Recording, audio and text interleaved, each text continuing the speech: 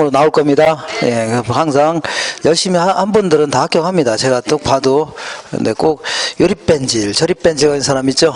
맨날 나가서 술이나 퍼마시고 그냥 놀고 이런 분들은 거의 떨어집니다. 이렇게. 예, 반드시 합격하시더라고요. 자, 그래서 자, 이제 두 번째 테마 보겠습니다. 테마가 자 부동산의 분류입니다. 5페이지 볼게요. 5페이지 중간에 부동산의 분류 있죠? 요걸 볼 건데 우리 교재 29페이지에 있습니다. 여기서는 이제 이 건물의 분류 요것도 가끔 물어보는데 5년에 한 번꼴로 하면 이게 단독주택이냐 공동주택이냐 했죠? 요걸 물어보기도 합니다. 근데 요거는 뭐 여기서 공부할 성질은 아니고 이 주택법 있죠? 거기서 공부해야 되고 그리고 나중에 이제 문제 나오면 저랑 같이 할 겁니다. 이 공법에 있는 것들도 가능할 건데 여기서 뭐 강의를 하는 건 아닙니다. 이렇게 여기서 이제 여기 분류할 때 여기서 말하는 분류는 주로 이제 토지의 분류를 얘기합니다. 자, 어쨌거나 이제 감정평가하기 위해서 감정평가, 부동산 활동 중에 가장 중요한 활동 중에 하나가 감정평가인데, 자, 감정평가할 때 부동산의, 유형을 크게 세 가지 형태로 분류합니다. 자, 맨 먼저 나와 있는 것처럼, 볼게요. 이거는 이제 맨 먼저 택지 지역이다. 자, 택지라는 게 뭐냐면 건물을 지을 수 있는 땅 있죠? 요걸 택지 지역 해줍니다. 아니면 지어져 있는 땅. 그 다음에 요거는요, 농지 지역이다. 농사 짓는 땅을요, 농지 지역. 그 다음에 살림으로 이용되고 있는 땅, 이걸요, 임지 지역 해줍니다. 자, 요걸 또다시 이제 세세하게 분류하기도 하는데, 얘는 한 세 가지 정도, 얘도 한 세 가지, 얘는 한 두 가지 이렇게 분류합니다. 자, 택지 지역은 건물을 지을 수 있거나 지어져 있는 땅 아닙니까? 요때 이제, 요거는 이제 주거지역, 상업지역, 공업지역, 이렇게 분류합니다. 그 다음에 농지지역은요, 전지지역, 답지지역, 과수원지역, 이렇게. 자, 저는 밭을 얘기합니다. 답은요, 논을 얘기합니다. 얘는요, 용재림지역이다. 재료용으로 사용되는 나무들 있죠? 요것들이 주로 서식하는, 그러니까 가구용 목재같이 품종이 좋은 나무들 있죠? 요것들이 주로 서식하는 땅을요, 용재림지역. 이 탄이라는 것은 수탄자입니다. 얘는 심을 신자. 주로 이제 땔감용 나무들이 심어져 있는 땅 있죠? 요걸요, 신탄림 지역해줍니다. 그러면 사람들은 가능하면 그 돈이 될 만한 땅으로 바꾸고 싶어요? 돈이 안 되는 땅으로 바꾸고 싶어요? 돈이 될 만한 수익성이 높은 땅으로 자꾸 바꾸려고 할 겁니다. 그러니까 임지보다는 농지가 수익성이 좋겠죠? 그리고 농지보다는 택지가 수익성이 좋을 겁니다. 이런 식으로 자, 임지가 농지로, 농지가 택지로, 임지가 택지로 이렇게 바꾸는 게 일반적이죠. 물론 이제 거꾸로 되는 경우도 있지만 어쨌거나 이런 식으로 대분류 상호 간의 전환 중에 있는 땅, 이런 땅을요, 후보지 이렇게 표현합니다. 뭐라고요? 후보지, 예정지, 가망지 이런 표현도 쓰는데 가장 많이 쓰는 땅이요, 후보지라 표현합니다. 요거는 대분류 상호 간에 전환되고 있는 땅 있죠? 전환 중에 있는 땅, ing, 이런 땅을 얘기하는 거지. 예를 들어 농지가 택지로 완전히 바뀌었다. 그럼 그때는요, 택지라고 해줘야 됩니다. 아시겠죠? 그러니까 어떤 경우냐면, 자, 이 지방에서, 자, 경부고속도로 타고 가면, 이게 수원 가기 전에 동탄 있죠? 동탄 지역이 이렇게, 여기가 이제 경부고속도로라면, 여기가 이렇게 있을 거 아닙니까? 여기가 원래는 다 농지였습니다. 농지랑 애매했는데, 여기다 이제 건물을 지을 수 있는 택지로 바꿔야 될 거 아닙니까? 그럼 느닷없이 여기다가 건물 지으면 돼요? 안 돼요? 안 됩니다. 그러니까 도로 같은 것도 미리 깔아야 되고, 상수도 하우스 이런 거 다 해야 되죠? 요즘에는 전기 같은 거 다 집어넣어야 됩니다. 그 다음에 학교용지 이런 거 남겨놔야 되고, 공원용지도 남겨놔야 되죠. 이런 식으로 택지로, 그러니까 건물을 지을 수 있는 땅으로 바꾸고 있는 과정에 있는 땅이죠. 이런 땅을 뭐라고요? 후보지라는 겁니다. 이거 되겠죠? 네, 그러니까 자, 이렇게 이걸요, 택지 후보지 이런 식으로 해서 택지로 바뀌는 과정에 있다는 얘기죠. 이런 땅을요, 후보지다. 자, 이번에는 이번에는 소분류된 상호 간의 전환 중에 있다. 주거지역이 상업지역으로, 상업지역이 공업지역으로, 공업지역이 주거지역으로 이렇게 소분류된 상호 간의 전환 중에 있는 땅 있죠? 이걸 뭐라고요? 이행지다 표현합니다. 뭐라고요? 이행지. 이건 전부 다 전환 과정에 있는 땅의 용어지, 이미 전환이 끝났으면 끝난 땅의 용어 있죠? 요걸 얘기해야 됩니다. 자, 항상 요거를 계속 얘기해도 항상 틀리는 분이 꼭 있습니다. 자, 질문해 볼게요. 현재 과수원 지역이 상업지역으로 전환 중에 있다. 이걸 뭐라고요? 후보지예요? 이행지예요? 자, 다시 할게요. 과수원 지역이 상업지역으로 전환 중에 있다. 이걸요? 이거 후보지라고 해야 됩니다. 왜냐하면 과수원은 농지죠. 상업지역은 택지죠. 대분류상호간에 전환 중에 있는 겁니다. 그럼 도대체 이행지가 뭐냐? 이행지는 용도지역 안에서, 이런 표현을 씁니다. 주로 용도지역 뭐라고요? 안에서 지들끼리 전환 중에 있다는 얘기죠. 지들끼리 이렇게 전환 중에 있는 거, 요것도 지들끼리 전환 중에 있다. 그죠? 이미 범위가 벗어나면 그때는요 후보지입니다. 그죠? 그래서 문제에서 항상 질문할 때 이렇게 물어봅니다. 용도지역 간에 전환 중에 있다. 그럼 뭐라고요? 후보지입니다. 용도지역 안에서 자, 이 전환 중에 있다. 그럼요 이행지 이렇게 줘야 돼요. 이렇게 물어봅니다. 이렇게 하시고, 자, 한 장 넘겨볼게요. 넘겨보시면, 자, 이번에는 택지 지역을 조금 자세히 알아보겠습니다. 주로 이제 택지 지역을 주로 이제 많이 물어봅니다. 자, 택지 지역은 건물을 지을 수 있거나 지어져 있는 땅, 이런 땅을 얘기하는데, 요거를 조금, 자, 아무리 택지라 하더라도, 이런 데가 다 택지 아닙니까? 그죠? 건물을 지을 수 있거나 지어져 있는 땅인데, 근데 문제는 요 도로 위에다 건물 지을 수 있나요?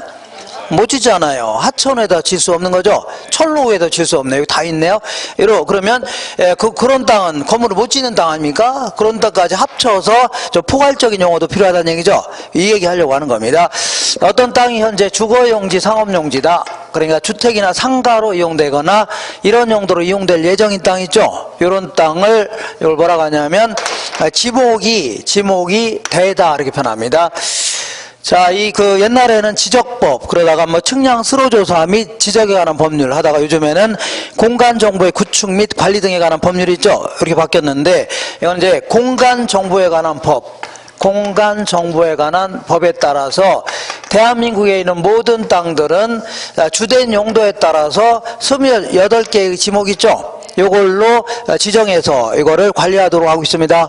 요때 이제 주거용지, 상업용지까지를 뭐라고요? 지목이 되다 해줍니다. 지목이 뭐라고요? 되다. 그러면 공장으로 이용되거나 공장으로 이용될 예정인 땅 있죠? 이런 것들은 지목이 따로 있습니다. 지목이 장이라는 지목이 따로 있어요. 뭐라고요? 장. 그렇기 때문에 요 정도까지를 뭐라고요? 지목이 되다 해줍니다. 자, 그러면 이거보다 좀 넓은 개념이 이렇게 볼게요. 자, 주거용지, 상업용지뿐만 아니라 공장으로 이용되거나 공장으로 이용될 예정인 땅 있죠? 이런 땅까지 합쳐서 이거를 택지라는 용어를 쓰는 겁니다. 택지. 자, 요거는 이제 감정평가에서 나오는 용어입니다. 감정평가에서 나오는 용어고, 나중에 이제 건축법을 공부하시다 보면 일개의 토지로서 건물을 지을 수 있는 땅 있죠? 이거 전부 다 그냥 대지라는 용어를 씁니다. 뭐라 한다고요? 대지다. 자, 그러니까 택지와 대지는 똑같은 겁니다. 똑같은 거. 다만 소속이 틀립니다.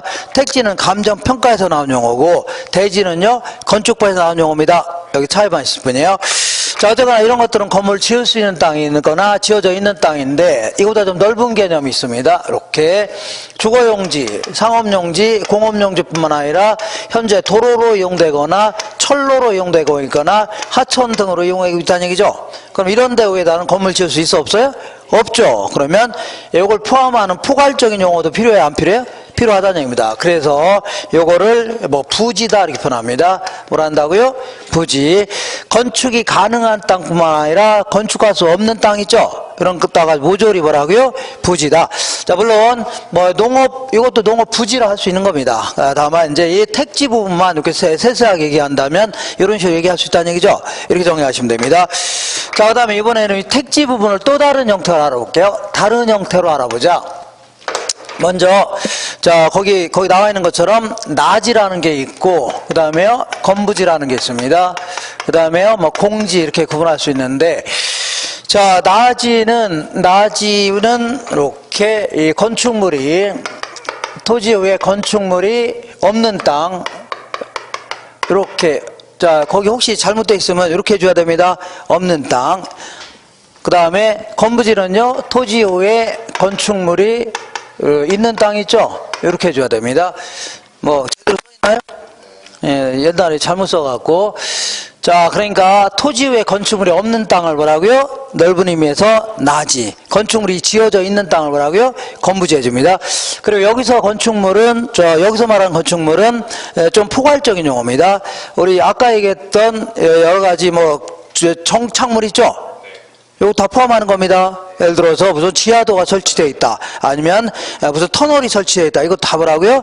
건축물이 있는 땅입니다. 그죠? 그러니까 토지 위에 건축물이 있는 땅을 뭐라고요? 건부지. 건축물이 없는 땅을요? 나지 해줍니다. 그 다음에 공지는요, 이렇게 토지가 있다면 어떤 땅이든 공법상 용도 지역지구제를 시행하죠. 그러면서 용적률 건폐율이라는 게 정해져 있습니다. 건물을 지을 수 있는 크기입니다.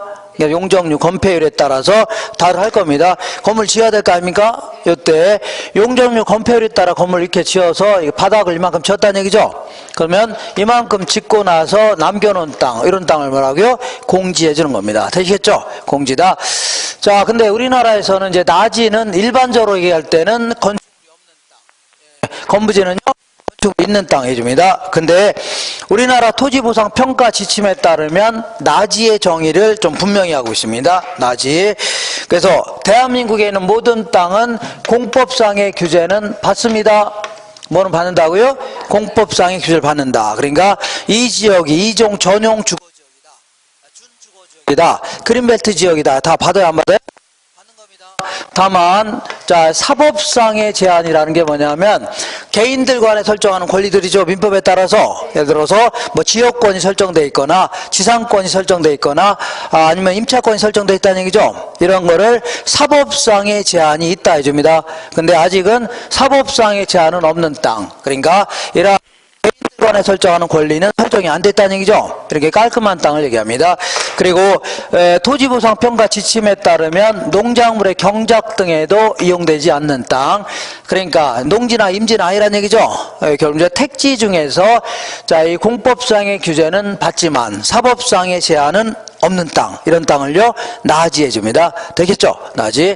근데 우리나라에서는 나지라는 용어만 쓰는데 그 일본 쪽발이 애들은 이렇게 두 가지로 이제 나눴습니다. 물론 이거는 실전에서 나올 가능성 별로 없습니다. 다만 이제 모의고사 같은 데서 물어봅니다. 옛날 사람이 들어가서 막 물어보는데 얘네들은 갱지와 저지로 구분합니다. 갱지와 뭐라고요? 어쨌거나 갱지는 어쨌거나 우리나라에는 모든 땅은 공법상의 규제는 받아야 안 받아요? 다 받는 겁니다. 이렇게. 다만 얘는 우리나라 나지하고 똑같은 겁니다. 갱지는 사법상의 제한은 없는 땅이죠. 이런 땅을 갱지다. 얘는요 사법상의 제한만 있는 땅이죠. 이걸 뭐라고요? 저지해 줍니다. 자, 그러면 여기서 약간 좀 들어가서 이런 얘기를 해볼게요. 어떤 땅이 있는데 어떤 땅은 땅마다 뭐 아주 최선으로 이용되는 경우는 많지 않겠죠. 뭔가 조금 부족하게 이용하는 경우가 대부분일 겁니다. 그러니까 여기가 이제 한 10층 정도 지을 수 있는 땅들이 있는데 한 3층 정도로 지어져 있다. 이런 땅 있죠. 이런 땅인데 이런 땅을 뭐라고요? 나지. 이런 땅을요 건부지 이렇게 표현합니다. 그죠? 그러면 이 토지만의 가치를 따진다면 뭐라고요? 토지만의 가치를 따진다면 나지가 건부지보다 비싸겠죠? 비쌀 것 같아요? 안 비쌀 것 같아요? 비쌉니다. 왜냐하면 이게 이제 제대로 이용되지 않은 상태라면 10층 정도 지어야 최유효 이용이라는 얘기죠? 그러면 여기다 10층 지으려면 곧바로 올리면 되죠? 근데 이런 땅 구입해봐야 얘 때문에 철거 비용 들어가 안 들어가요? 들어간다는 얘기입니다. 그러니까 일반적으로는 나지가 건부지보다는 비싼 게 일반적입니다. 일반적으로. 자, 그래서 감정평가할 때는 건부지에 대해서는 감액을 시켜야 됩니다. 이걸요 건부 감가라는 표현 씁니다. 건부지는 가치를 감액을 시켜야 된다는 얘기죠. 이렇게. 근데 이런 데를 볼게요. 이건 일반적인 지역인데 만약에 그린벨트 지역 같이 토지용 규제가 극심한 지역 있죠? 건물 같은 거 못 짓게 하는 이러한 지역이 있는데 이런 데 가면은 이런 땅도 있고 토지 위에 모텔 같은 게 지어져 있는 땅 이런 것도 많이 있어 없어요? 이미 지어져 있는 땅 많이 있을 거 아닙니까? 자, 그러면 이런 땅을요 나지, 이런 땅을요 건부지 해주는 거 아닙니까? 근데 토지만의 가치를 따진다면 건부지가 비싸다는 얘기죠? 왜냐하면 이런 땅 구입해봐야 쓸모가 있어 없어요? 농사밖에 못 짓는 거 아닙니까? 그러니까 모텔 사업하는 사람들이 기존에 있는 모텔이 들어서 있는 땅 있죠? 이런 걸 모텔을 통째로 구입하려고 할 겁니다. 그죠? 그러니까 이런 땅보다 훨씬 가치가 높을 수밖에 없는 겁니다. 이렇게. 그래서 나중에 건부지에 대해서는 증액을 시켜야 됩니다. 이걸요, 건부 증가다 해줍니다. 건부 뭐라고요? 증가다. 이렇게. 자, 그 다음에 뭐가 있냐면, 자, 밑에 6페이지 아래쪽에 대지가 있고 맹지가 있죠? 다들 아시겠지만, 맹지는 도로에 접하면이 없는 땅, 이런 땅을요, 맹지 해줍니다. 그 맹지 상태에서는 건축 허가가 나요, 안 나요? 네. 안 나기 때문에, 그 도로 나가는 통로를 확보해야 됩니다. 이때 이제, 일반적으로는 이 땅의 소유자하고 지역권 설정 계약을 할 수 있습니다. 그래서 돈 좀 주면서 통행로 좀 확보하자 이렇게 할 수 있죠. 근데 이 사람이 돈이 많은 사람일 경우는 아예 이 땅을 사들일 수도 있겠네요. 이렇게. 그러면 땅 모양이 어떻게 됐어요? 이렇게 보이죠? 그래서 마치 자루 모양처럼 보인다 해서 요것도 대지라는 용어를 쓰는데 한문이 틀립니다. 한문이. 이렇게 요거는요 자루 모양 대자입니다. 뭐라고요? 자루 모양처럼 생긴 땅이다 해서 자루 모양 대지다입니다. 정리하시고 그 다음에 이번에는 이렇게 보면 요거는 어떤 사람이 요만한 땅 갖고 있다. 그럼 하나의 필지입니다. 어떤 사람이 이렇게 큰 땅을 갖고 있다. 이건 하나의 필지입니다. 어떤 사람은 이렇게 희한하게 생긴 땅을 갖고 있다. 이렇게. 이것도 하나의 뭐라고요? 필지입니다. 어쨌거나 이 필지라는 것은 자, 이 면적 단위가 아니라 네 거냐 내 거냐 있죠? 소유권을 구분하기 위한 단위입니다. 뭐라고요? 소유권을 구분하기 위한 단위입니다. 자, 그리고 이 그 필지별로 하나의 지번이 부여됩니다. 얘가 57번지라면 얘는요 58번지, 59번지 이런 식으로 하나의 지번이 부여되는 등록단입니다. 되겠죠? 그래서 요거는 이제 공간 정보에 관한 법이라든가 등기법상 용어입니다. 그래서 요거는 일종의 법률적 개념입니다. 뭐라고요? 법적 개념. 근데 요거는 뭐냐면 이렇게 볼게요. 도로가 딱 있다면 도로에서 산 쪽으로 쭉 들어갈수록 땅 가격은 비싸질까요? 싸질까요? 싸지는데 여기서부터 1제곱미터 얼마 이렇게 평가할 수 없는 거죠. 그러니까 감정평가사가 평가하기 위해서 쭉쭉 쪼갠 다음에 이 정도 범위는 1제곱미터당 얼마다. 이 정도는요 1제곱미터 얼마다 평가할 수 있죠. 그러니까 이렇게 하나하나 가격대가 비슷한 놈을 뚝뚝 잘라놓은 걸요 획지 이렇게 표현합니다. 뭐라고요? 획지. 그러니까 이거 호평력이 있다면 이렇게 이거 호평력 있죠? 그 다음에 우리가 공부하는 데가 여기라면 여기 이마트가 있을 거 아닙니까? 그러면 자, 이 감정평가사가 이제 이 정도 범위는 1제곱미터당 얼마다 평가할 수 있죠. 도로 건너서 이 정도 범위는 얼마 정도 한다. 이마트 부지는 어느 정도 한다. 이 정도는 얼마 정도 한다. 이렇게 잘라놓을 수 있죠. 이렇게 감정평가사가 감정평가하기 위해서 가격대가 비슷한 놈들을 뚝뚝 잘라놓은 걸 뭐라고요? 획지해 주는 겁니다. 구분할 수 있죠. 요거는 경제적 가치를 평가하기 위한 경제적 개념입니다. 예, 그래서 요거는 아무래도 감정평가상 용어입니다. 어떤 용어라고요? 감정평가상의 용어다. 이렇게 정리하십니다. 그 다음에 거기에 법지가 있고 빈지가 있는데 다들 아시겠지만 어떤 사람이 땅을 이렇게 갖고 있습니다. 여기다 이제 집을 딱 짓고 살고 있는 거 아닙니까? 맞죠? 근데 어떤 사람은 땅이 이렇게 생긴 땅을 갖고 있습니다. 그럼 여기다 이 집을 이렇게 지을 수는 없는 거죠? 그죠? 그러니까 이렇게 여기다가 이제 정지 작업해서 이렇게 여기다 이제 지어야 될 거 아닙니까? 이렇게 맞죠? 그러면 요 땅을 볼게요. 요 땅 여기서 요 땅, 요 땅은 자 무너져 내리지 말라고 축대 같은 거 쌓아야 될 거 아닙니까? 맞죠? 여기 쌓아야 될 거죠? 건물 같은 거 못 지을 거 아닙니까? 이런 땅을요 법지 이렇게 표현합니다. 뭐라고요? 법지. 이 법지는 무너져 내리지 말라고 축대 같은 거 쌓은 땅 있죠? 이런 땅을 법지라 하는데 얘는 법으로는 소유권이 있습니다. 있지만 활용식은 없는 땅 있죠? 이걸요 법지다. 법으로는 소유권이 있다는 얘기입니다. 그죠? 법지다. 자, 이거는 이제 이 땅은 윗집 소유로 합니다. 누구 소유라고요? 윗집. 왜냐하면 지적공부소관청에서 지적도를 작성하려고 할 거 아닙니까? 작성할 때 여기서 밑에서 한번 자릅니다. 잘라서 소유권을 부여하겠다. 잘라서 위로 소유권을 부여하겠다는 얘기죠. 그러니까 이 땅 누구 소유라고요? 윗집 소유입니다. 이렇게. 어쨌거나 소유권은 있는데 활용식은 별로 없는 땅 있죠? 이걸 뭐라고요? 법지다. 그 다음에 이번에는 빈지다. 이렇게 이렇게 바다가 있다면 바닷물이 최대한 찰랑찰랑 밀려왔을 때 여기까지를 뭐라고요? 최고 만조 수위선이다. 최고로 물이 꽉 찼다는 얘기죠. 근데 여기서부터 곧바로 자 지적도 작성해서 누구 소유다 이렇게 했다가는 당장은 문제가 안 되지만 나중에는 문제가 돼야 안 돼? 될 수 있다는 겁니다. 왜냐하면 나중에 바닷물이 올라올 수 있죠. 그러니까 그 예전에 얘기했지만 해운대가 옛날에는 백사장이 굉장히 넓었답니다. 근데 요즘에는 굉장히 좁아졌대요. 왜 그러냐면 바닷물이 남극에 있는 얼음 같은 게 오는 바람에 지구 온난화로 자꾸 막 물이 올라오는 겁니다. 그러니까 여기서부터 바로 소유권을 부여했다가는 나중에 문제가 됩니다. 그래서 어느 정도 거리를 뛴 다음에 여기서부터 뭐 갑의 소유다 해갖고 지적 공부에 자, 지적 공부가 뭐냐면 지적도라든가 토지 대장 이런 거 있죠? 이런 걸 지적 공부에 이제 뭐 등록을 시켜야 될 거 아닙니까? 맞죠? 그러면 요 땅 볼게요, 요 땅. 요 땅을 빈지 이렇게 표현합니다. 무슨 땅이라고요? 빈지. 요거는 소유권은 비어 있다는 얘기죠? 소유권은 비어있다. 그렇지만 아직 물이 갑자기 들어오진 않겠죠. 활용시익은 아주 높은 땅, 이런 땅을요 빈지라는 겁니다. 됐죠? 소유권이 비어있다 기억하시고, 나머지 잡다한 용어 보겠습니다. 소지, 선화지, 불확지 이런 거. 소지라는 것은 대지 등으로, 요걸 대지라는 겁니다. 대지 등으로 개발되기 전에 자연상태 그대로의 땅, 이런 땅을요 얘기합니다. 이걸 소지 이렇게 표현합니다. 뭐라고요? 소지. 그다음에 선화지는요 고압선 아래에 있는 토지죠. 요거 고압선 때문에 아무래도 땅가격이 좀 쌀 수밖에 없네요. 이걸요 선화지 감가를 해야 됩니다. 그다음에 풀악지는 이 강이 이렇게 있는데 홍수가 나는 바람에 강물이 넘칠 수 있어 없어요? 있죠. 근데 이 강둑은 뚫지는 않았습니다. 뚫지 않은 상태에서 물이 넘쳤다는 얘기죠. 그러면 며칠 지나면 원상 회복이 됩니다. 근데 이 홍수가 나는 바람에 강둑을 헐어버릴 수 있는 거죠. 헐어버린 상태에서 강물이 이렇게 강이 그 논밭을 잠식할 수 있죠. 그럼 이때는 원상 회복이 안 됩니다. 요런 땅, 자 논밭이 강물로 잠식되어 있다는 얘기죠. 이걸요 풀악지 이렇게 표현합니다.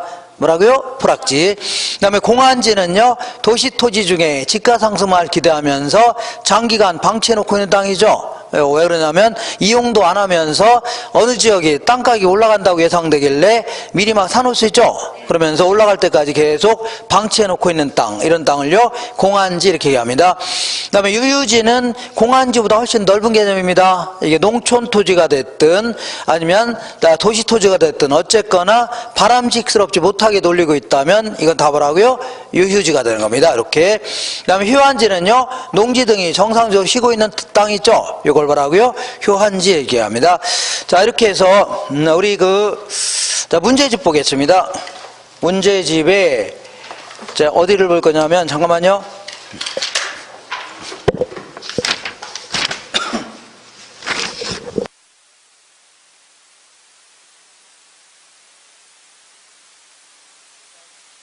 (16페이지) 한번 보겠습니다. 16페이지 16페이지 찾으셨나요? 자, 2번 볼게요. 2번. 다음 지문에서 괄호 안의 내용과 바르게 연결된 것은, 자, 기억은 택지지역, 농지지역, 임지지역 내에서, 항상 내에서라는 표현 기억하세요. 안에서 용도가 전환되고 있는 토지, 요거는요 이행지에 대한 설명입니다. 자, 기억하세요. 얘는 용도지역 상호간에, 얘는요 용도지역 내에서, 이런 표현. 내에서 이런 표현 나오면 이행지 나와야 돼요. 2번 볼게요. 투기 목적으로 장기간 개발하지 않고 방치된 토지, 요걸요 공한지 이렇게 합니다. 뭐라고요? 공한지. 세 번째, 디귿이란 대지 등으로 개발되기 전에 자연적인 상태 그대로의 토지, 요건요 소지를 얘기합니다. 소지. 그 다음에 토지에 건물, 기타 정착물이 없다는 얘기는 빈 땅이라는 얘기죠. 빈 땅이면서 지상권 등 토지 사용 수익을 제한하는 사법상의 권리가 설정되어 있지 않는 땅, 이건요 나지에 대한 설명이다. 우리나라 나지에 대한 설명이에요. 그 다음에 오른쪽에 4번 같은 게 어쩌다 한 뭐 4년 5년에 한 번 걸로 물어보기도 하는데, 토지는 지목, 이용 상황, 이용 목적 등에 따라 다양하게 분류할 수 있다. 지목에 따른 분류에 해당되는 것은, 그러니까 28개 지목에 해당되는 거 있죠? 요걸 물어보는데, 요게 이제 최근 10년 동안 3번을 이렇게 물어봤습니다. 3번. 그러니까 요거는 이제 우리 뭐 공간 정보에 관한 법 공부해요, 안 해요? 하죠. 거기서 공부했으면 될 겁니다. 1번에 유지, 요거는 지목 맞습니다. 유지는 뭐냐면 댐이라든가 저수지 이런 거 있죠. 저수지라든가 아니면 호수라든가 연못 이런 걸요 유지해 주는 겁니다. 뭐라고요? 유지. 그래서 요거는 지목 맞습니다. 나머지는 부동산 학에서 얘기하는 용어들입니다. 택지라든가 나지라든가 공지라든가 맹지 같은 거 있죠. 이건 전부 다 부동산 활동상의 개념이지 지목이 아닙니다. 이렇게. 그 다음에 그 밑에 반복 숙달 문제 1번 볼게요.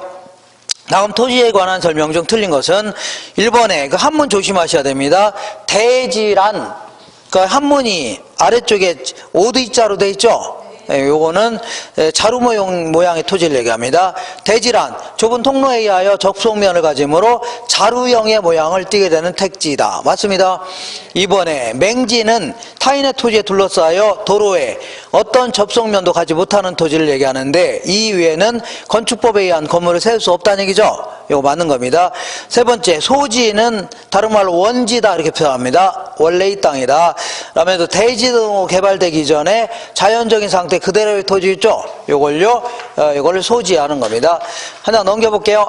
4번에 자, 법지는 토지의 붕괴를 막기 위하여 경사를 이루어 놓은 것으로 여기까지 이상 없는데 사적 소유권은 없으나가 아니라 있으나 사적 소유권은 있으나 활용실익은 많으냐 아니라 적은 토지다. 활용실이 뭐 적은 토지다 이렇게 해줘야 됩니다. 다 틀렸네요. 5번 볼게요. 한계지는 뭐 여기저기서 한계지라는 표현 나오는데 여기서 말한 한계지는 택지용의 맨 끄트머리에 있는 땅 있죠. 요걸요 한계지 해줍니다. 택지용의 맨 끝에 있는 땅을 뭐라고요? 한계지다. 이런 식으로 정리하시면 됩니다. 이렇게 할 수 있겠죠? 요 정도. 그래서 몇 가지 요 정도를 정리하시고 자 다시 노트로 돌아올게요. 노트의 마지막 테마. 자 그러니까 오히려 이 그 5월달 6월달이 정리하기는 좀 나을 겁니다. 왜냐하면 내용을 막 농담 막 섞어가면서 얘기하고 저희가 하면 헷갈려요. 근데 이제 나올 만한 거 쭉쭉쭉 정리하면 훨씬 더 공부하기는 좋습니다. 뭐가 좋다고요? 시험 목적으로 훨씬 나아요. 시험 목적으로는 그냥 쭉쭉쭉 나가니까 나올 만한 거 위주로 이렇게. 그러니까 지금까지 한 거 뭐 불과 몇 분도 안 됐잖아요. 그죠? 이렇게 원래는 정규반에 할 때는 1시간 넘게 자 이 개짓거리 하면서 예?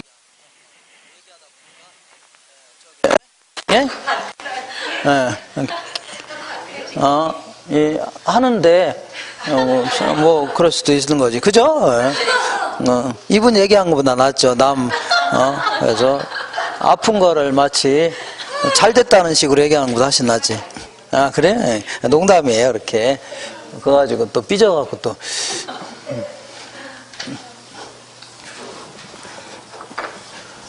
자, 이제 마지막. 가 뭐냐면 부동산의 특성 이걸 얘기합니다. 부동산의 특성.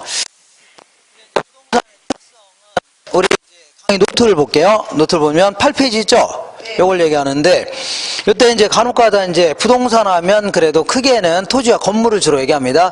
근데 건물의 특성이죠. 요거는 그동안 29회를 시험 볼 때까지 한 번을 낸 적이 없습니다. 그러니까 요거는 의미가 없어요. 의미가 없고 이 내봐야 문제가 제기될 수 있습니다. 예를 들어서 건물은 이동 가능성이 있다 이렇게 얘기하죠. 그러니까 조립식 건물 같은 경우는 트럭에 막 싣고 다녀 안 다녀? 그럼 이건 이동 가능성이 있다는 얘기 아닙니까? 토지는 꼼짝 못하네. 그러면 이동이 가능하면 이거는 동산이에요? 부동산이에요? 동산 아닙니까? 정확히 얘기하면. 그러니까 의미가 없는 겁니다. 안 물어봐요. 안 물어보니까 주로 이제 뭘 물어봐요? 토지의 특성을 물어봅니다. 뭐의 특성이라고요? 토지의 특성을 물어봅니다. 자, 그래서 토지의 특성은 이렇게 볼게요.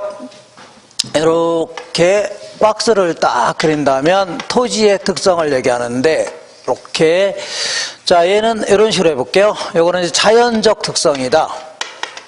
얘는요 인문적 특성이다 이렇게 구분합니다. 자 자연적 특성 뭐 그야말로 자 이 인간에게 신이 있다면 이런 땅을 준 거 아닙니까? 그죠? 예를 들어 꼼짝 못한다. 땅이라는 게 꼼짝해요 안 해요?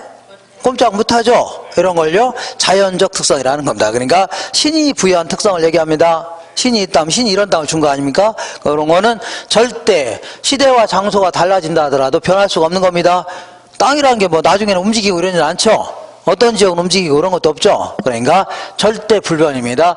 근데 인문적 특성은 인간들이 부여한 특성을 얘기합니다. 인간들이 부동산 활동하는 과정에서 부여할 수 있죠. 예를 들어 어떤 지역은 토지를 용도를 다양하게 쓸 수 있는 거 아닙니까? 용도의 다양성이다. 근데 요거는 시대와 장소에 따라 다를 수도 있는 겁니다.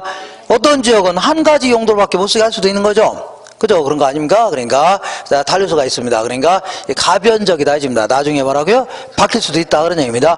어쨌거나 자연적 특성은 맨 먼저 이 부동성이 있다. 자, 부동성, 움직일 수 없다는 얘기죠. 토지는 물리적인 힘을 가하더라도 움직일 수 없는 거 아닙니까? 그다음 두 번째는요, 아무리 사용하더라도 소모되거나 마모되는 게 아니죠. 이걸요, 영속성이 있다 표현합니다. 그 다음에 토지는 자 생산비를 투입한다 하더라도 물리적인 절대량은 늘릴 수 없는 거죠. 이걸요, 부증성이 있다 해줍니다. 새롭게 늘릴 수 없다 그런 얘기 아닙니까? 그 다음에 어떤 토지든 똑같은 게 없다는 얘기죠. 그러니까 지형, 지세, 지질, 지반, 위치 이런 것 따지면 다 다르다는 얘기입니다. 이걸요, 개별성이 있다 이렇게 표현합니다. 그 다음에 어떤 땅이든 다른 땅하고 붙어있죠. 이걸요, 인접성이 있다 이렇게 표현합니다. 뭐가 있다고요? 인접성이 있다 이렇게 얘기합니다. 자, 요 정도를 뭐라 하냐면 자연적 특성이다. 이렇게 신이 부여한 특성을 얘기합니다. 신이 이런 땅을 준 거 아닙니까? 신이 부여한 특성이다. 그 다음에 요거는요, 인간들이 부여한 특성을 얘기하는데, 자, 별다른 법적 제한이 없다면 다양한 용도 쓰게끔 할 거 있죠. 이걸요, 용도의 다양성이다 해줍니다. 그 다음에 땅이라는 건 다른 땅을 구입해서 합쳐서 이용할 수 있는 거 아닙니까? 이걸요, 병합이 가능하다 이렇게 얘기합니다. 그리고 내 땅의 일부를 잘라 팔 수도 있는 거죠. 분할이 가능하다 이렇게 표현합니다. 분할이 가능하다. 자, 세 번째는 이 물리적 위치는 변할 수 있어 없어요? 없죠. 꼼짝 못하죠. 그렇지만 주변에 예를 들어 요 근처에 뭐 서울대가 여기 들어오게 됐다. 그러면 이 땅의 가격이 올라가 안 올라가요? 파파 올라가죠. 이런 식으로 주변 환경이 변하면 땅의 주위가 바뀔 수 있죠. 이거 위치의 가변성이라는 겁니다. 주변의 환경이 달라짐에 따라서 지위가 달라진다는 얘기죠. 이걸요, 위치의 가변성이다 해줍니다. 자, 마지막으로 이제 국토성 정도, 사유 이전에 국토라는 얘기죠. 국가가 존속해야만 비로소 개인의 땅이 있는 거 아닙니까? 이걸요, 국토성이 있다 해줍니다. 요 정도를 가지고 이제 문제를 연습해야 되는데, 자, 여기서는 요 부분은 자, 다시 한번 얘기하지만, 자, 이 나중에 기출문제를 계속 풀다 보면 물어보는 게 거의 정해져 있습니다. 그거 위주로 쭉 정리하시면 돼요. 그러니까 너무 앞자리 따서 암기하고 그러지 마세요. 그냥, 나오는 게 뻔합니다. 뻔해요. 뭐, 임장활동 뭐 요구한다든가, 소유이권 뭐 이용으로 분리된다든가 이런 거 있죠. 그냥 물어보는 게 거의 물어보는 겁니다. 거의 안 틀려요. 자, 다만, 얘가 이제 자연적 특성이냐, 인문적 특성이냐, 요거를 뭐 구분하라. 이게 뭐 물어볼 가능성 많지는 않지만, 만약에 이게 자연적 특성 중에 하나다. 이렇게 했는데, 인문적 특성이 될 수도 있죠. 그러니까 이 자연적 특성은 어떤 부부가 있는데, 그 전에 했죠. 부부가 있는데 개인적으로 놀고 있네. 이렇게 어떤 부부가 있는데 개인적으로 놀고 있다는 얘기죠. 이렇게 그러니까 무슨 집안이냐면 콩가루 집안 아닙니까? 개인적으로 따로따로 놀고 있는 겁니다. 이렇게 따로따로 이렇게 부부가 어떻게 놀고 있다고요? 개인적으로 놀고 있네. 이렇게. 자, 이렇게 해서 하나하나 이 부동성부터 하나하나 알아볼 건데, 다시 한번 얘기하지만 너무 집착해서 암기하려고 하지 마세요. 기출문제 풀면은 거의 물어보는 게 정해져 있습니다. 몇 번 반복하면은 됩니다. 나중에 제가 특강자로 이렇게 들으면 거기서 나오는 게 거의 정해져 있습니다. 그것만 정리하고 들어가시면 돼요. 자, 오늘은 이제 감정평가까지 했기 때문에 감정평가에서 나오는 용어 있죠? 여기까지 모조리 정리할 겁니다. 자, 9페이지 볼게요. 맨 먼저 토지의 자연적 특성이다 해서 우리 교재에는 이제 49페이지 있을 겁니다. 몇 페이지라고요? 49페이지 있는데, 먼저 부동성, 얘는 물리적인 힘을 가한다 하더라도 움직여요? 못 움직여? 움직일 수 없다는 얘기입니다. 이걸요, 부동성이 있다 해주는데, 이때 우리가 일반적으로 얘는 동산이다, 얘는 부동산이다 구분할 때 꼼짝 못하는 건요, 부동산. 꼼짝하는 건요, 동산 이렇게 구분하는 거죠. 그러니까 동산과 부동산을 구별짓는 근거입니다. 구별짓는 거고. 그 다음에 이거 볼게요. 여기가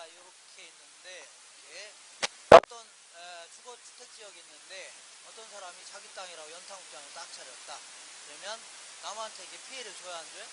줄 수 있는 거 아닙니까? 그러면서 보상하면 상관없는데 보상도 안 하고 있다는 얘기죠. 이걸요 외부 효과다. 효과라고요? 특히 이런 걸 외부 불경제.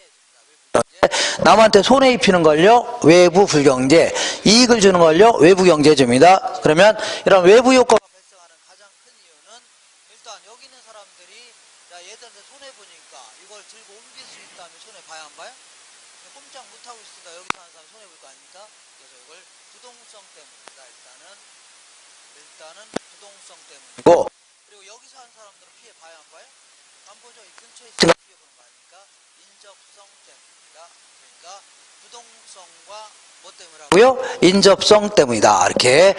자, 그 다음에 그 옆에 공시방법을 달리하는 이유인데, 오른쪽에 보니까 어떤 신혼부부가 제주도에 가서 신혼여행했죠. 그러면서 이제 두 가지 물건을 구입하고 서울로 올라가려고 합니다.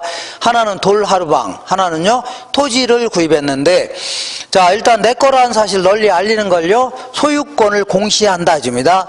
내 거라는 사실 널리 알리는 거 있죠. 이걸 뭐라고요? 소유권을 공시한다 해주는데, 그러면 돌 하루방 같은 경우에는 가방에 넣으면 돼야 안 돼요? 넣어야 되죠. 이런 걸 점유를 요한다 해줍니다. 들고 오면 될 거 아닙니까? 근데 토지를 가방에 넣을 수 있어 없어요?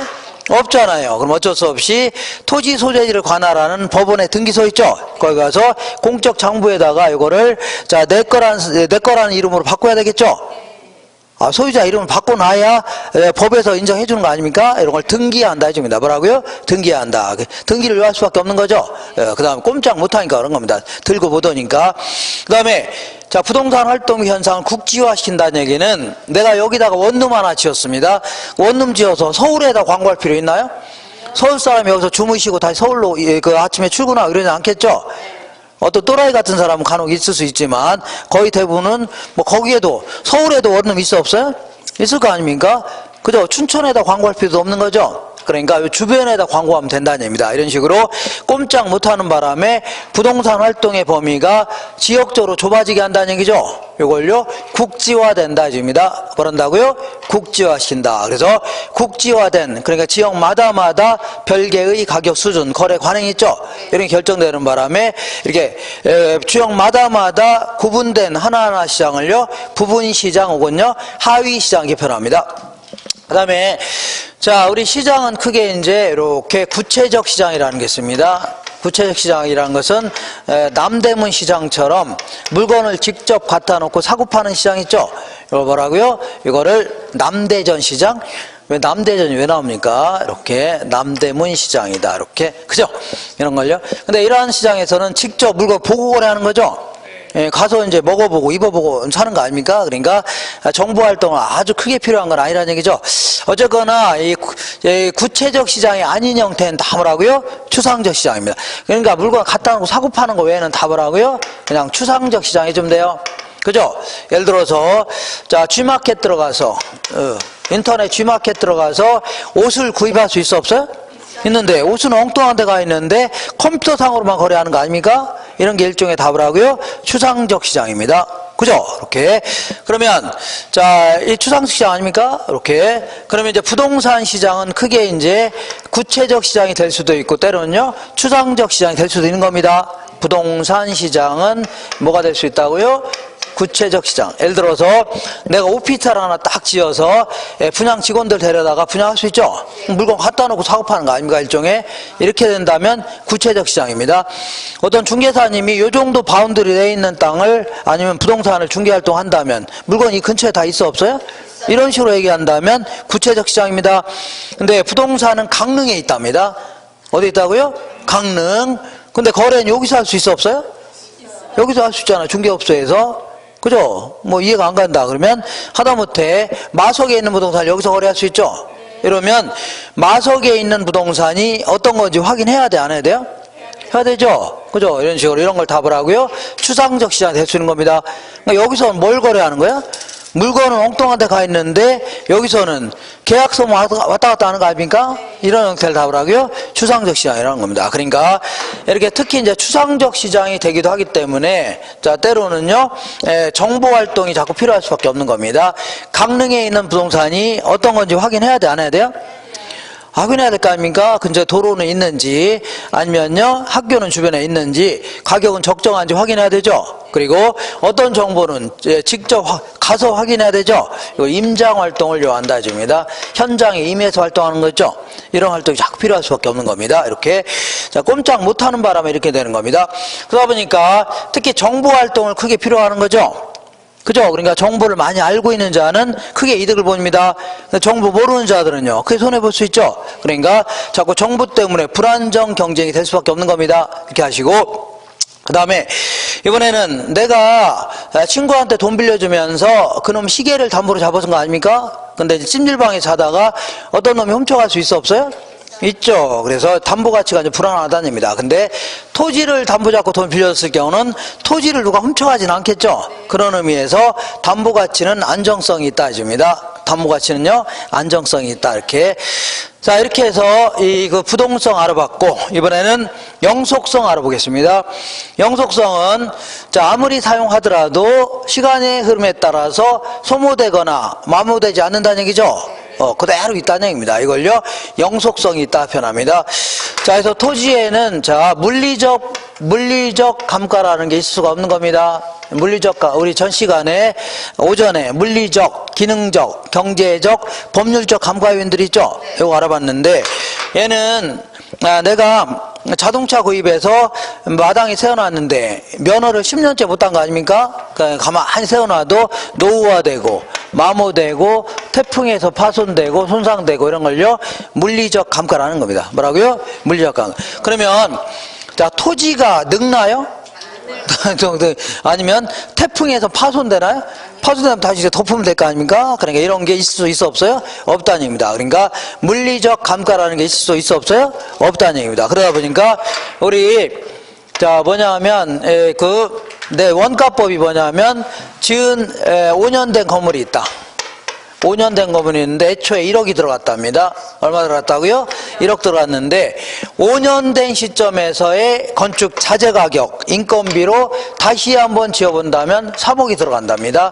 3억. 이걸 제도달 원가라는 겁니다. 그런 다음에 5년 정도에 걸쳐서 가치 감소분을 빼주겠다는 얘기죠. 맞죠? 감가 누계액을 빼겠다 그런 얘기인데 자 얘는 물리적 감가라는 게 있을 수가 있어 없어요?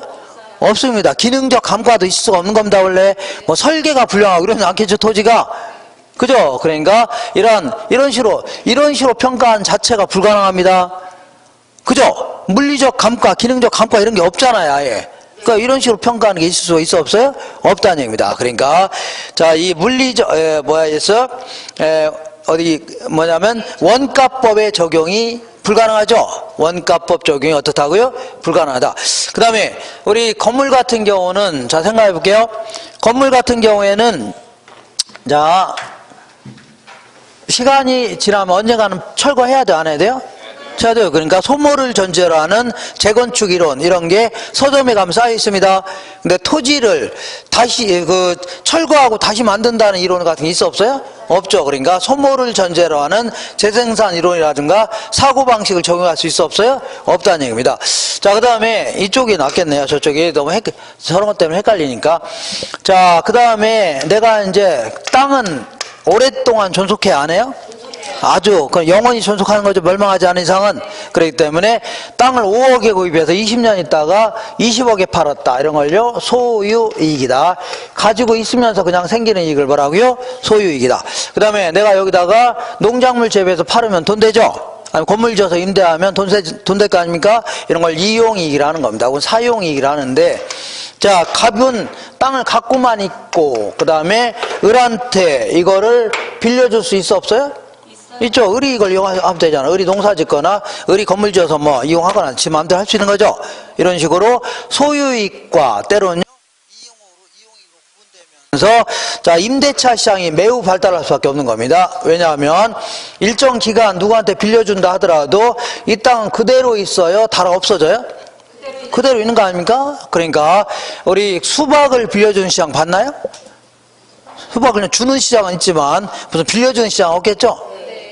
뭐 빌려줄 수도 있겠네. 저 며칠 빌려줬다 돈 받고 얼마 받을 수는 있지만 뭐 그런 경우는 거의 드물죠. 그러니까 왜냐하면 걔 같은 건 다 없어지는 거 아닙니까? 근데 얘는 그대로 있기 때문에 임대차 시장이 매우 발달할 수밖에 없다는 얘기죠. 이렇게 하시면 됩니다. 자, 그 다음에 토지는 수익이 영원히 발생해요? 발생하다 말아요? 영원히 발생하죠. 그러니까 토지 같은 경우는 한 해의 순영업소득, 한 해의 순수익을 곧바로 환원율로 나누면 됩니다. 뭐라고요? 환원율로 나누게 되면 수익 가치가 나옵니다. 이게 이렇게 곧바로 나누는 이유의 가장 큰 근거는 영원히 수익이 발생한다는 가정이 있어야 됩니다. 어떻게 발생한다고요? 영원히 발생한다는 가정이 있어야 돼요. 그래서 이걸 수익 방식의 근거다 해줍니다. 그 다음에 자, 내가 수박을 구입하는데 내년도에 수박 가격이 올라갈 걸 예상돼서 미리 사놓고 하나요? 내년도에 올라갈 걸 예상해서 미리 사놨다가 냉동실에 썩어놨다가 넣어놨다가 먹고 그러나요? 그래서 않겠죠? 자, 이런 게 있을 수가 없는데, 부동산은, 토지는 영원히 존속하죠? 그러니까 먼 미래를 내다보면서 5년 뒤에 혹은 10년 뒤에 쓰레기 매립장이 들어올지 모른다. 아니면 지하철이 들어올지 모른다. 이걸 감안해서 미리 막 구입할 수 있죠? 이런 거를요, 장기적 배려 이렇게 표현합니다. 먼 미래를 내다보면서 여러 가지 결정하려고 하죠? 이걸요, 장기적 배려해 줍니다. 그 다음에, 자, 내가 건물 같은 걸 갖고 있으면 언젠가는 철거해야 돼, 안 해야 돼요? 해야 되기 때문에 가치가 점점 떨어질 수밖에 없는 겁니다. 언제나 떨어져요? 언제나 폐기 처분해야 되는데, 토지는 자 나중에 철거하는 게 아니죠. 그대로 있는 거기 때문에 가치 보존력이 매우 우수하다 해줍니다.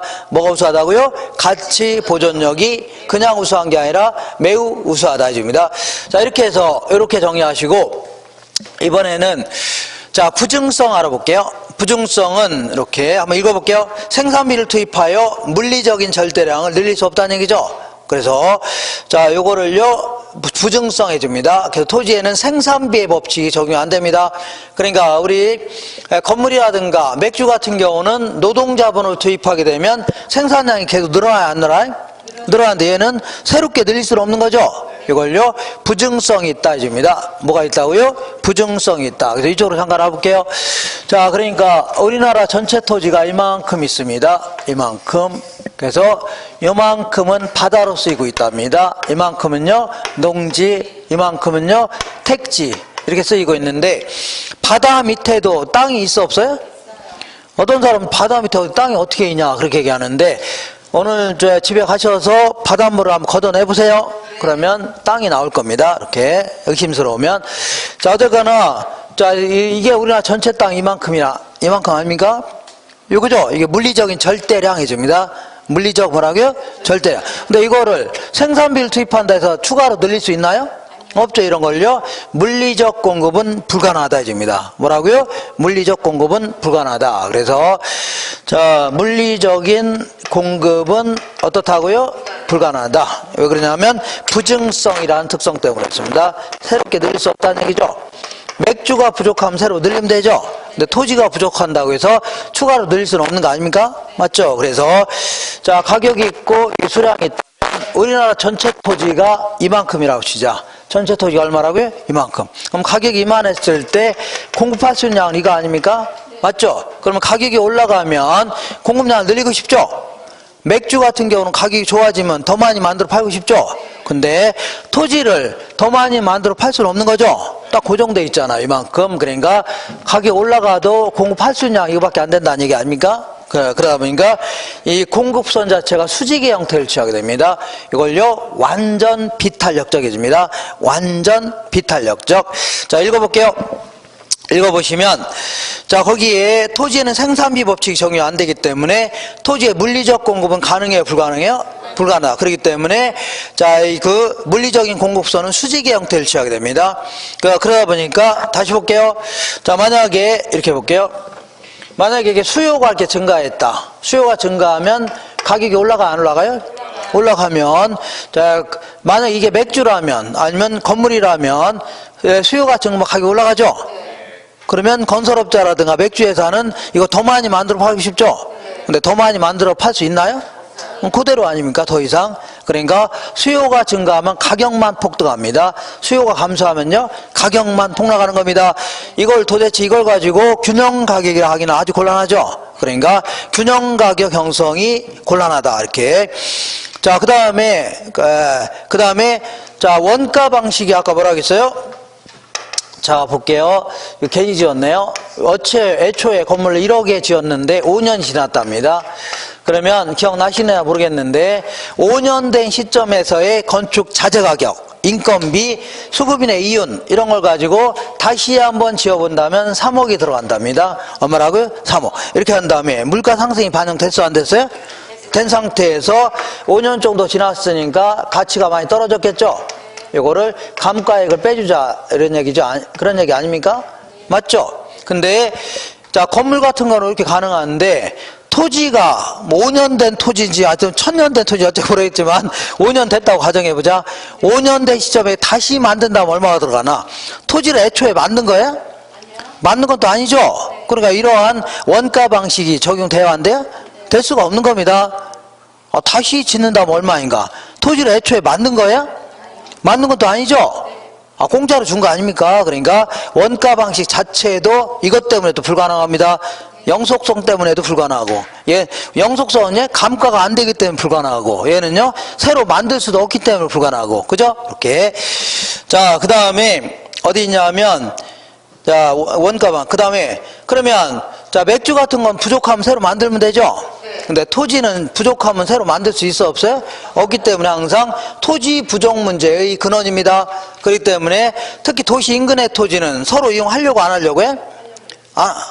이용하려고 하죠. 그러니까 지가가 계속 올라갈 수밖에 없는 거 아닙니까? 그러다 보니까 지가가 올라가면 만약에 새로 만들 수만 있다면 지가는 떨어지겠죠? 물량이 많아지는 바람에. 근데 그렇지 않다는 얘기죠. 그러니까 지가 상승의 원인을 제공하는 바람에, 그러면 사람들 5억 가지고 땅만 다 구입하면 건물을 뭘로 지어요? 그러니까 어쩔 수 없이 땅은 조금 구입하고 층수를 올리려고 하죠. 그러니까 집약적인 이용이 될 수밖에 없는 겁니다. 뭐라고요? 집약적인. 그 다음에 이 특히 도시 토지 같은 거 볼게요. 도시 토지는 자, 시골 사람들이 자꾸 도시로 몰려 안 몰려? 알게 모르게 몰리는 겁니다. 지금 시골에 가면 뭐 어르신들밖에 없는 거 아닙니까? 그 다음에 산업이 발달할수록 자꾸 토지 수요는 증가할 수밖에 없는 겁니다. 그죠? 그러니까 이 토지라는 것은 언젠가는 가격이 올라가 안 올라가요? 계속 올라가게 돼 있는 겁니다. 그러다 보니까 사람들이 돈만 생기면 땅에다 막 투자하려고 하는 겁니다. 그죠? 근데 문제는 이용하는 과정에서 땅을 구입한다. 이건 별 문제가 안 됩니다. 근데 자, 소위 말하는 공안지라고 해서 이용도 안 하면서 막 구입하는 사람 있어 없어요? 있죠. 이런 사람들은 이용도 안 하면서 막 땅 구입해 놓고 남들 이용도 못하게 하는 거죠. 그러면서 지가 상승을 기대하면서 장기간 방치해 놓고 있는 거 아닙니까? 그러다 보니까 상당히 비효율적인 토종이 자꾸 생길 수밖에 없는 겁니다. 그리고 땅이라는 것은 갖고 있는 사람이 계속 더 큰 땅을 갖게 될 수밖에 없어요. 상당히 불합리한 소득 분배 구조입니다. 안 되겠다. 정부 입장에서는 공공 다수의 이익을 위해서는 개인의 사유재산에 여러 가지 규제를 하겠다는 얘기죠. 이걸요 토지 공개념 해주는 겁니다. 뭐라고요? 토지 공개념의 근거다 해주면 됩니다. 이렇게 해서 여기까지 정리하시고, 그 다음에 여기까지 다 하고서 끝낼게요. 자, 개별성은 물리적으로 완전한 동일한 토지는 있어 없어요? 없다는 얘기입니다. 예를 들어 볼게요. 예를 들어서 이렇게 똑같은 지역에 있는 땅이라 하더라도 요거는 A 땅, B 땅인데 일단은 이 두 가지는 일단 위치부터 같아요, 달라요? 같죠? 좀 다르죠? 그 다음에 자, 얘랑 자세히 본다면 지형, 지세, 지질, 지반, 온도, 습도 이런 거 따지면 다 좀 틀리죠? 이걸 개별성이 따집니다. 이렇게. 자, 그러다 보니까 한 장 넘겨볼게요. 자, 물리적 대체는 불가능하다. 그러다 보니까 개별 분석을 필연화한다. 이렇게 얘기합니다. 이건 잠시 하기로 하고, 그 다음에 이 표준지라는 게 뭐냐면 지역마다 대표성을 지니고 있는 땅 있죠? 가격이라든가 이용 상황 같은 거에 비춰서 가장 대표적인 땅을 표준지라는데, 아무래도 개별성 때문에 이 대표적인 땅을 찾는 게 쉬워요, 어려요? 어렵다는 얘기입니다. 비슷하면 몰라도 좀 다 틀린 거죠. 그래서 표준지 선정이 아주 곤란하고, 맥주 같은 경우는 맥주 한 병당 전국 어디 가나 같아요, 달라요? 같을 수밖에 없는 겁니다. 거의 일물일가의 법칙이 작용되는데, 이 토지는 토지 한 평당 다 다르죠? 그러니까 일물일가의 법칙이 적용될 여지가 없는 겁니다.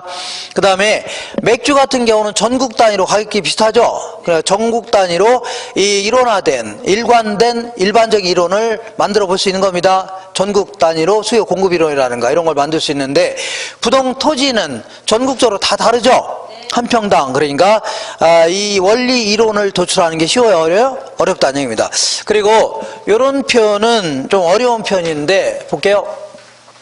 자, 그래도 좀 옛날하고 좀 했으니까 약간 기억이 남으면 다행인데, 자, 물리적 대체라는 게 뭐냐면 똑같은 것끼리 맞바꾸는 걸요 물리적 대체다. 예를 들어서 내가 지금 카스맥주가 지금 당장 어디 가서 외국에 가는 바람에 필요 없다는 얘기죠. 친구한테 2병 줬다가 내가 자, 어디 갔다 외국에 갔다 돌아와서 똑같은 맥주 그 전에 준 게 아니라 똑같은 카스맥주를 받으면 되는 거죠. 이런 건 물리적 대체라는 겁니다. 똑같은 것끼리 맞바꾸는 걸요 물리적 대체다. 근데 토지는 물리적 대체가 가능해요, 불가능해요? 불가능. 왜냐하면 똑같은 것 자체가 있어, 없어요? 일단 위치부터 틀리고 다 다른 거 아닙니까? 있을 수가 없는 겁니다. 왜 그러냐면 얘는 그 개별성 때문입니다. 뭐 때문이라고요? 개별. 근데 이런 얘기를 해볼게요. 여기가 이제 이 땅도 있고 이 땅도 있는데 애들 학교도 여기 있고 남편 직장도 여기 있다는 얘기죠. 그죠? 근데 얘나 만족감은 비슷하다고 치자. 어떤 땅을 이용하더라도 만족감이 비슷하죠. 그러면 가능하면 싼 놈을 소비해요, 비싼 놈을 소비해요? 싼 걸 소비합니다. 자, 땅으로 치면 좀 헷갈리니까 얘는 삼성 아파트고 얘는 대림 아파트인데 애들 학교도 여기 있고 남편 직장도 여기 있죠. 생활 근거도 이거고 생긴 것도 비슷하답니다. 뭐라고요? 생긴 것도 비슷하대요. 그럼 어떤 걸 이용해도 큰 만족감이 큰 차이가 있어, 없어요? 없다는 얘기입니다. 근데 얘는 한 1,200만 원에 나와 있고 평당 얘는 1,500만 원에 나와 있답니다. 그러면 사람들은 가능하면 싼 놈을 평수 늘려서 구입하려고 하죠. 그러니까 얘를 서로 구입하려니까 가격이 올라갈 것이고 얘는 살려고 안 살려고요? 안 살려고 하니까 떨어지겠죠. 어디가 비슷해질 때까지. 그죠? 이런 거를요 죄송합니다. 이걸 용도적 대체 이렇게 표현합니다. 무슨 대체라고요? 용도적 대체라는 것은 만족감에 큰 차이가 없다면, 자, 가능하면 싼 놈을 소비하려고 하죠. 비싼 놈 대신에 싼 걸 소비하려고 할 거 아닙니까? 이걸 뭐라고요? 용도적 대체라는 겁니다. 요거는 가능한데 왜 그러냐면 얘는 옆에 있으니까 그런 겁니다. 인접성 때문이에요. 알겠죠?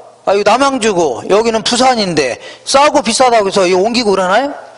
근처에 있으니까 가능하면 싼 걸 이용할 수 있죠. 이런 과정에서 비슷할 수밖에 없는 겁니다. 얘는 뭐 때문이라고요? 인접성 때문이다. 이렇게. 그죠? 그래서 이거는 약간 어려운 편인데 얘들 때문에 나중에 이 지역 분석이 뭐냐면 이 지역의 가격 수준을 결정하려고 하는 게 지역 분석입니다. 이런 게 이제 자, 이런 거 한번 했어야 되는데 지금 아직 1, 2월 달에 했는데 기억나시나요? 네. 그 다음에 그러니까 이 지역의 가격 수준은 비슷하다는 얘기죠. 이거 하려고 하는 게 지역 분석입니다. 근데 아무리 이 지역의 가격이 비슷하더라도 도로에서 가까운 놈 다르고 먼 놈 다르죠. 1층 다르고 10층 다를 거 아닙니까? 그래서 이거를 개별 분석의 근거다 해줍니다. 개별 분석은 뭐 하는 거냐면 부동산마다마다의 가치를 구하려고 하는 겁니다. 부동산마다마다의 뭐라고요? 가치를 구하려고 하는 겁니다. 구분할 수 있나요? 상당히 어려운 편인데 이렇게 해서 그래도 대충 감이 오시나요? 자, 그 다음에 인접성 알아볼게요. 물리적인 토지는 다른 토지와 연결되어 있다는 얘기죠. 그러다 보니까 아까 얘기한 대로 자, 쟤네들이 연탄공장 때문에 왜 피해를 봐요? 부동성과 인접성 때문입니다. 이렇게. 그러다 보니까 공장이라고 해서 주택가 한복판에 있어야 지들 좋을 게 있어, 없어요? 지들 좋을 게 없는 겁니다. 지들도 공장들끼리 있어야 어떻게 해요? 정보도 좀 교환하고 그 다음에 원료도 공동으로 구입하고 생산시설도 같이 쓰고 하는 게 좋겠죠. 이런 걸 협동적 이용이라는 표현을 씁니다. 어울리는 토지끼리, 주택은 주택끼리, 공장은요 공장들끼리 이용하는 게 훨씬 낫다는 얘기죠. 협동적 이용의 근거가 되는 겁니다. 그 다음에 토지끼리 막 떨어져 있다면 뭐 경계 문제가 발생할 여지가 없는 거죠. 근데 토지끼리 붙어 있으니까, 근처에 있으니까 어디까지 네 거냐 내 거냐 따져야 되겠죠. 그러니까 경계 문제의 근거다. 그 다음에 자, 이게 정부가 자, 여러 가지 개발 사업 할 텐데 도로를 깔게 되면 주변에 있는 땅의 가격이 올라가요, 안 올라가요? 올라가죠. 그죠? 그럼 이걸 환수하겠다 그런 얘기입니다. 왜냐하면 세금 갖다가 얘들 좋은 일 시키려고 하는 거 아니죠? 동네 전체를 다 좋은 일 시키려고 하는 거 아닙니까? 얘들만 이익을 가져가면 돼요, 안 돼요? 안 된다는 얘기입니다. 근데 이게 왜 얘들한테 환수하려고 하냐면 여기서 하는 사람은 개발 이익이 생겨 안 생겨? 안 생기죠. 그러니까 이게 근처에 있으니까 개발이익이 생기는 거 아닙니까? 개발이익의 환수의 가장 큰 근거는 옆에 있으니까 그런 거 아닙니까? 옆에 있으니까. 그 다음에 아까 얘기한 대로 용도적 대체는 가능해요? 가능해? 가능하다겠죠? 왜냐면 옆에 있으니까.